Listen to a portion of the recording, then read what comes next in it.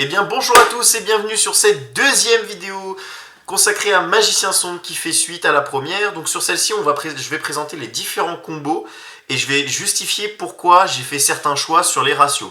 Donc on se retrouve tout de suite pour la première combo. Donc sur cette première combo, vous allez avoir besoin de Bâton du Magicien et de Lame des Magiciens.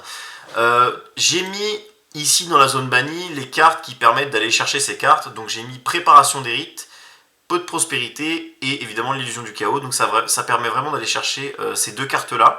Les autres, ça va être à condition que le cercle ne révèle pas ce qu'on souhaite. Donc oui, sur cette combo, en tout cas sur ce deux cartes combo, on est dépendant du cercle.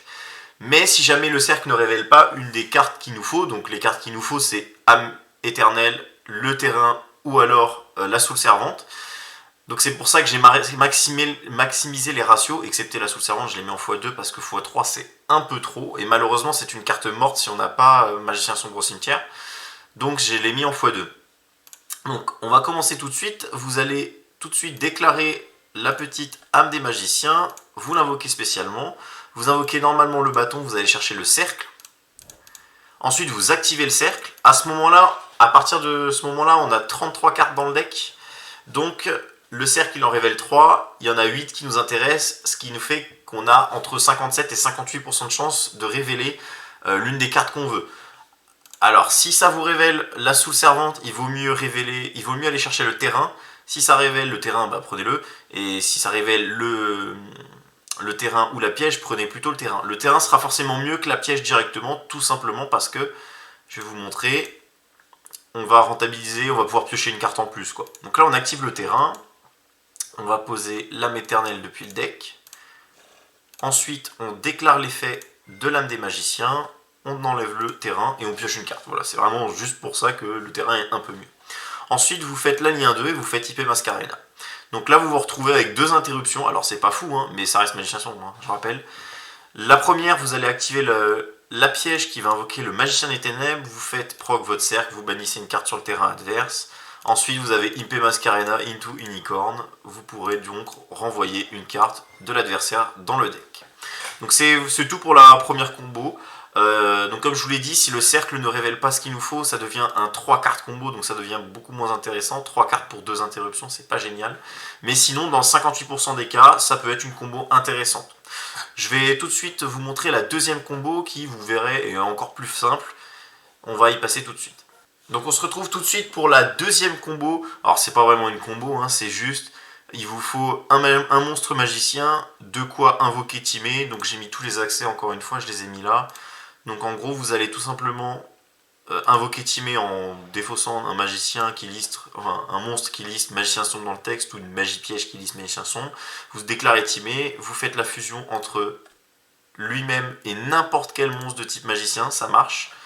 Donc là, j'ai Magicien Sombre pour montrer que j'ai des briques. Admettons que ce soit Bâton du Magicien ou une entrap, par exemple, Effect Veiler. Et vous pourrez invoquer donc la petite tech card du deck, Mysterion. Mysterion qui réclame juste un monstre magicien et un monstre dragon. Et il a un effet très intéressant, surtout dans le contexte actuel.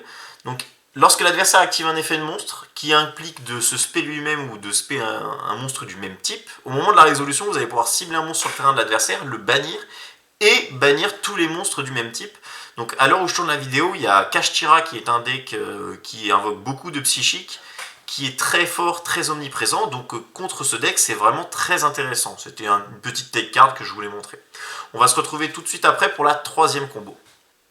Donc on se retrouve tout de suite pour la troisième combo. Alors c'est pas vraiment une combo, c'est Turbo Dragoon ou alors Turbo Dragon Chevalier. Donc je vais les mettre ici. Hop.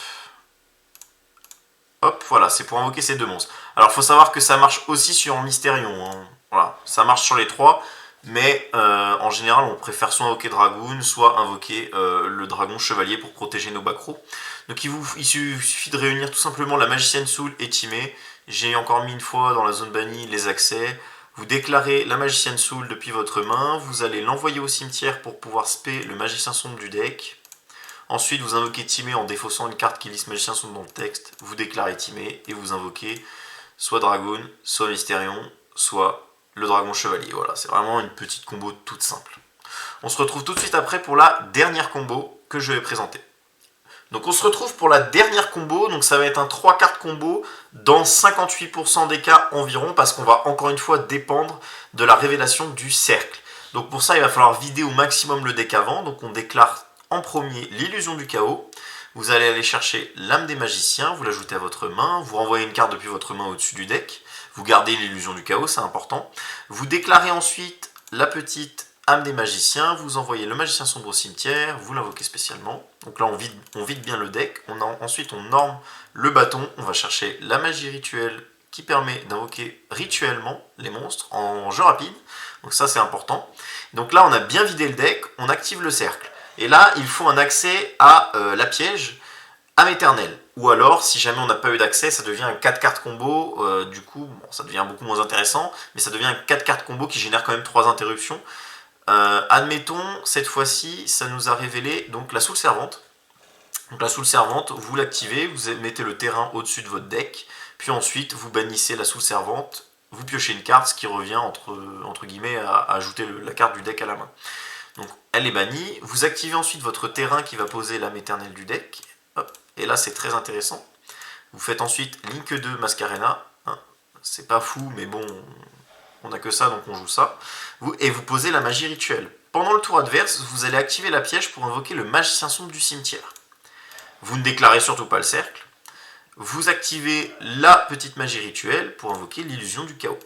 L'illusion du chaos, lorsque l'adversaire active un effet de monstre, vous allez déclarer l'effet de l'illusion du chaos, vous le renvoyez à votre main, vous invoquez un magicien sombre depuis le cimetière, et si vous le faites, vous annulez l'effet du monstre.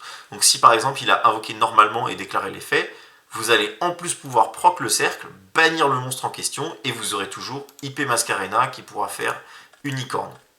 Donc en 3 cartes, vous avez fait un petit combo assez sympathique.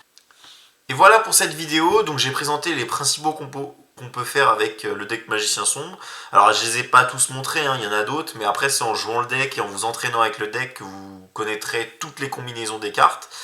En tout cas j'espère que cette vidéo vous a plu, n'hésitez pas à écrire en commentaire ce que vous en pensez, et on se retrouve très bientôt pour une prochaine vidéo où je traiterai un autre deck.